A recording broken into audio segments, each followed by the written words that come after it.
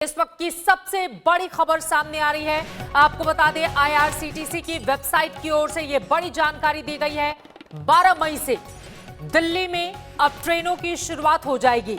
12 मई से दिल्ली से 15 शहरों के लिए चलेंगी ट्रेन। यह इस वक्त की सबसे बड़ी खबर है। और कल शाम 4 बजे से यानी कि 11 मई शाम 4 बजे से टिकट की बुकिंग भी शुरू हो जाएगी। शुरुआत में सिर्फ 15 ट्रेनें चलाए जाने का फैसला लिया गया है। दिल्ली से मुंबई, पटना, जम्मू, रांची के लिए ट्रेन की बुकिंग कल शाम 4 बजे से शुरू की जाएगी। आईआरसीटीसी की वेबसाइट पर जाकर कल शाम 4 बजे के बाद से ही आप लगातार बुकिंग करा सकते हैं।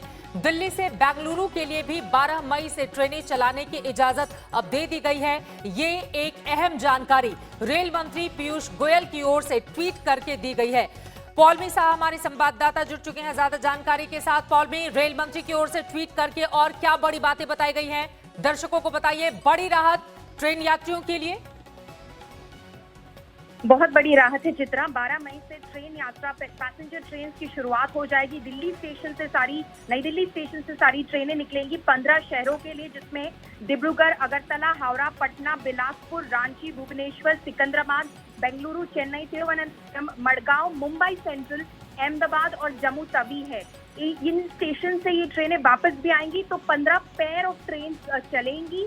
अभी तक यही जानकारी मिली है। आगे चलते ये नए रूट भी खोलेंगे, दूसरे शहरों के लिए भी ट्रेन निकलेंगी। पर अब तक उन्होंने 20,000 कोचेस कोविड केयर सेंटर्स बनाकर रखे हैं इंडियन रेलवेज में, और 300 ट्रेन लगातार हर रोज श्रमिक स्पेशल की ट्रेन चल रहे हैं। तो इन सबको रिजर्व करके ये नई ट्रेनें चलाई जाएंगी। कल शाम 4 बजे से आईआरसीटीसी की वेबसाइट पे ये टिकट अवेलेबल होंगे। सिर्फ आईआरसीटीसी वेबसाइट पे। आप ट्रेन स्टेशन पे जाकर टिकट काउंटर पे टिकट नहीं ले सकते, वो टिकट काउंटर बंद रहेगा। कोई प्लेटफॉर्म टिकट भी अवेलेबल नहीं होगा। आईआरसीटीसी की वेबसाइट पर जाकर ट्रेनों की टिकट की बुकिंग आम यात्री करा सकते हैं। पॉल में इसके साथ ही क्या पहले की ही तरह ही, जैसे अगर कोई स्लीपर क्लास से जाना चाहे, कोई एसी 1, 2 या 3 का टिकट कराना चाहे, या कोई जनरल बोगी से जाना चाहे, तो क्या उसी तरह की व्यवस्था रहेगी?